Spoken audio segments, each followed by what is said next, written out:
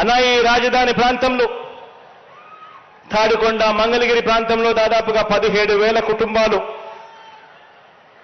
Jobless కుటుంబాలు ఇక్కడ రాజధాని రావడం వల్లనో ఇంకొకటో కారణం వల్లనో అదో ఇదో చెప్పి వాళ్లకు సంబంధించిన ఉపాధి కోల్పోయిన పరిస్థితిలో ఉన్నారు.